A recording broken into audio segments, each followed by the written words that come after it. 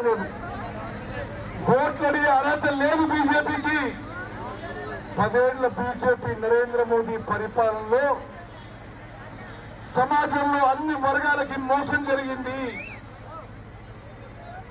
రైతుల ఆదాయం రెట్టింపు చేస్తా అని చెప్పి మోసం చేసిండ్రు. ఎంఎస్పీకి కనీస మద్దతు ధరకి చట్టబద్ధత ఇస్తా అని చెప్పి చేయలేదు. సంవత్సరానికి 2 కోట్ల ఉద్యోగాలు ఇస్తా అని చెప్పి చేయలేదు. అన్ని విధాలుగా నరేంద్ర మోదీ బీజేపీ ప్రభుత్వం తెలంగాణ రాష్ట్రానికి నల్గొండ పార్లమెంట్ గారికి మోసం చేసిండ్రు.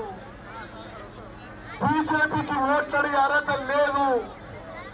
ఇక బీఆర్ఎస్ పార్టీ మాట్లాడాలంటే బీఆర్ఎస్ పార్టీ పని అయిపోయింది.